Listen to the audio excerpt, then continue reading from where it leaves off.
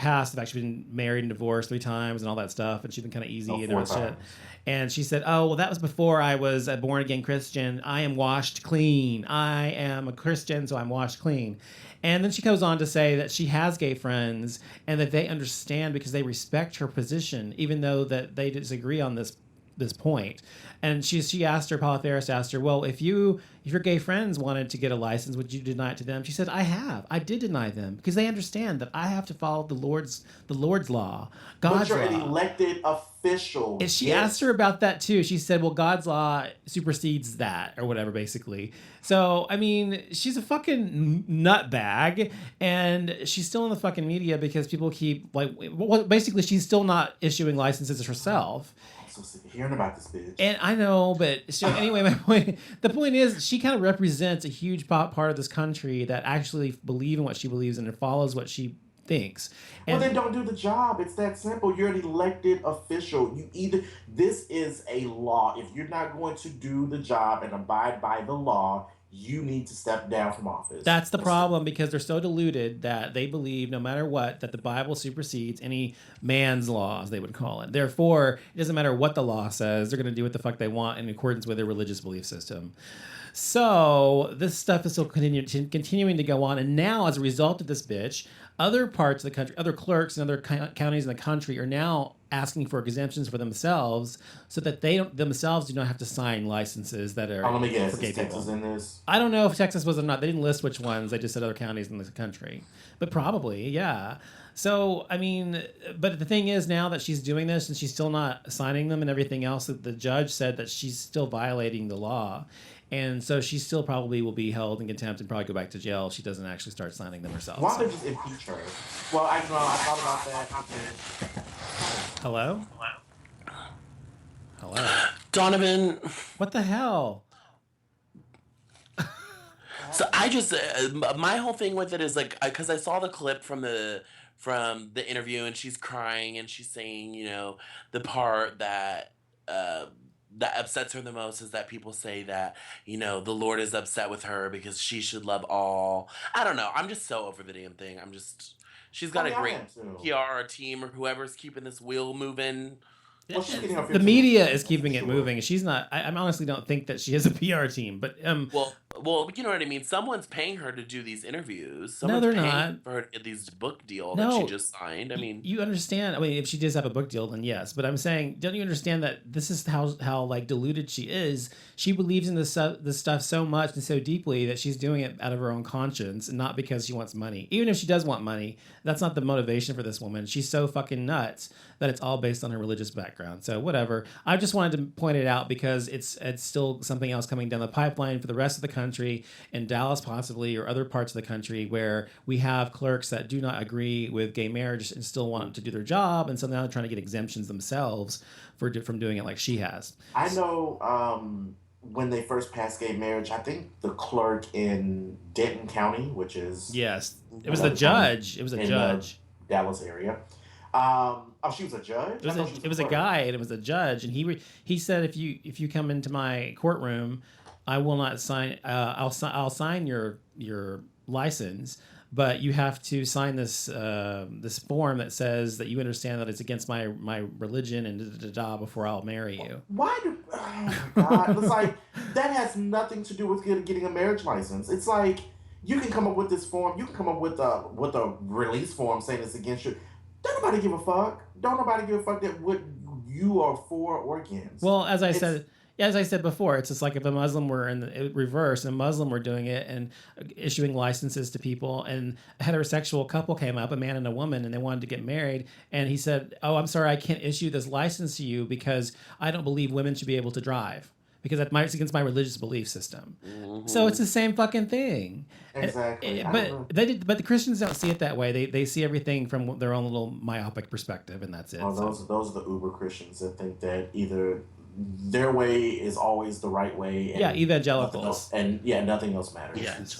Speaking of come to Jesus moment, Cheryl Underwood removed her wig on the talk last week or something. Was it last week or whatever? Last week. Yeah, it was last week. I watched that. And she gave this huge apology about what she had said, about natural hair in the black community when she was referring to Heidi Klum and Seal's children and stating, why would you ever want to have black hair when you could have silky long locks or something like that. And so she apologized for this, and so she took her wigs off and she wore her whole hair all week last week. So what do you think about that whole thing, Jason or Christian? I'm a huge Cheryl Underwood fan. I've been following her since God knows when. The comment that she made, I can see, it would offend. I think he's having issues. Are you okay? Did you fall down a pipe or something, Christian? No, I'm here. Oh, okay. What? I don't think you realize when you do certain things, it goes like this, like. It sounded like you fell or something. I was like, that's why I was like, are you okay over there? It's like the second time this hour. I'm like, does he not know he's doing this? Anyway. Because you did that a few moments ago, and I was like, it's like, hello, are you there? Yeah, I was like, hello. But anyway, yeah. So I mean, Cheryl Underwood, I'm a huge fan of hers. Mm-hmm. I've been following her since the beginning of time. The comment that she did make, I could see how it could ruffle, feathers in the black community because she's right. Because African Americans are very particular and sensitive when it comes to hair, which I think is kind of unfortunate because it's hair. I don't know. I don't understand how the black community, and speaking as a black person, yeah, I've never understood why in the black community hair is such a sensitive topic when there are other things to be sensitive to talk about. But that's neither here nor there. So she came out and she apologized. Her comment really didn't offend me. Mm-hmm. And I mean, I wear natural hair. I mean, it didn't offend me. So I don't think it matters personally. I mean, I think that was nice that she apologized, but I think people who took it that was her opinion, and she's entitled to her opinion. Exactly. And if no one else agrees with her, fine. But that was her opinion, and she was also making a joke. It was also a joke, but anyway. So they didn't find it funny. Fine. I don't think that it merited such a huge big deal personally, but people who are sensitive about their hair in the black community may feel that it did. So she apologized to them. That's done. Now they should move on. I don't think it should be a big old deal. Obviously, she's not a racist. She's black.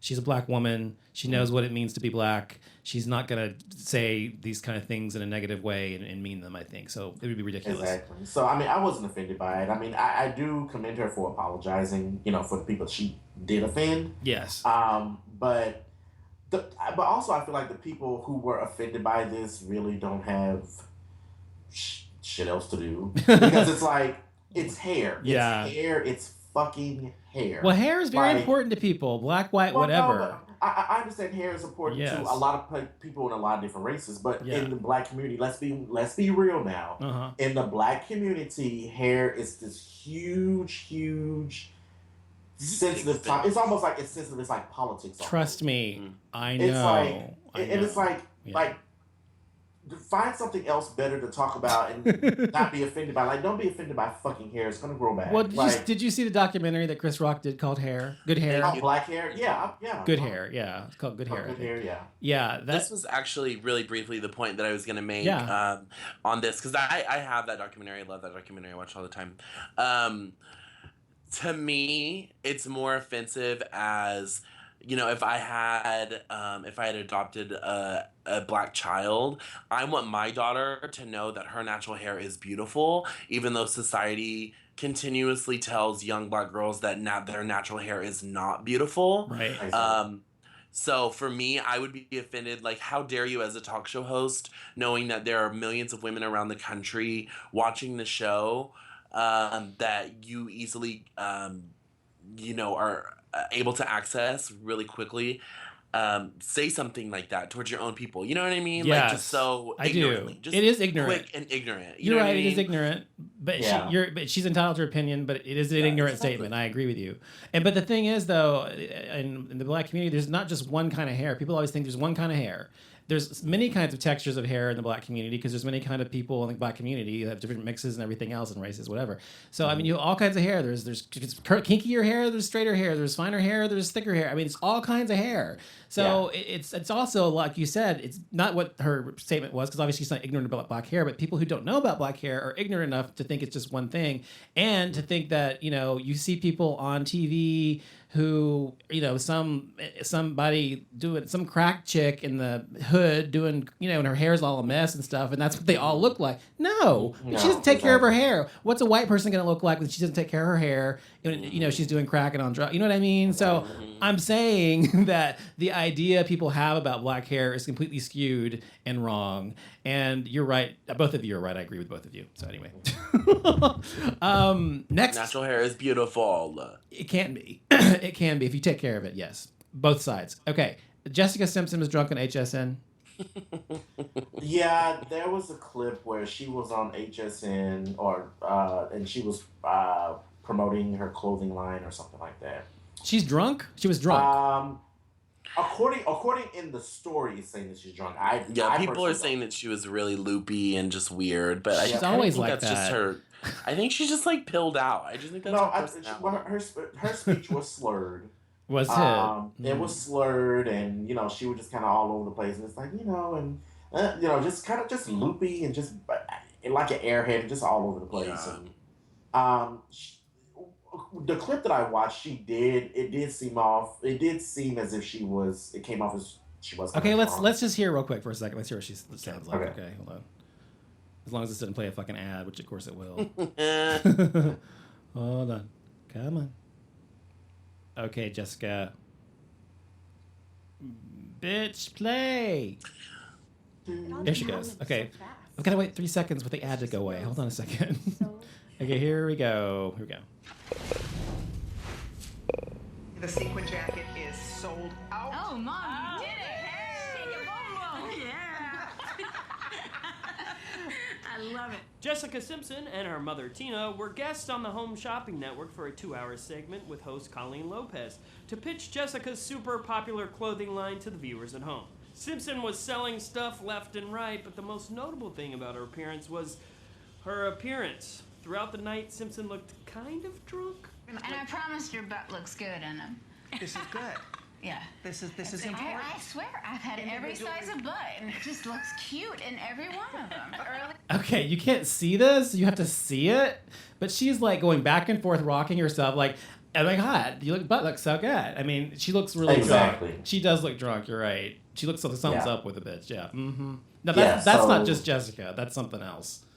Yeah, that's either some pills or alcohol or a combination of both. What does she have to be drinking about anyway? She's got a hot husband, I think, as I recall who he is. A hot husband. She's got kids. She's got the bazooka bullshit money. I mean, tons of money. Tons of money. So what is she going to be drinking and doing pills for? Trying to lose her weight or something, you think? I mean, what's she doing that, I wonder? I don't know. You never know what goes on behind closed doors, and that's all I'm saying.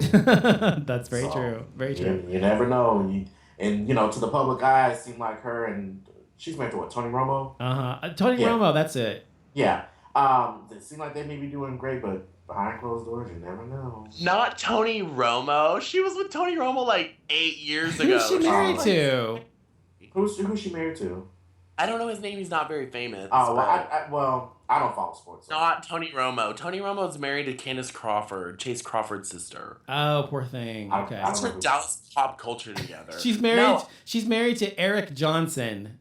Thank you. What I was going to say was I actually got invited to a brunch with Jessica Simpson and Ashley Simpson last year because they were promoting their new at-home line to like a bunch of bloggers, and they were 3 hours late.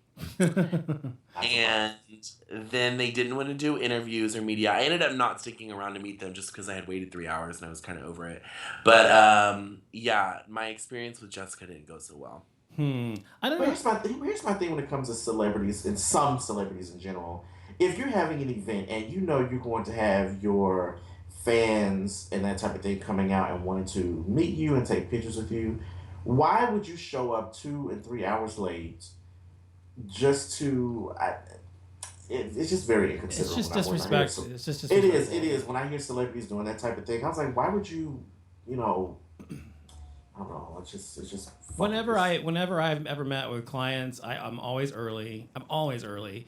And not so much early that it's like inconvenient, but at least 10, 15 minutes maybe early.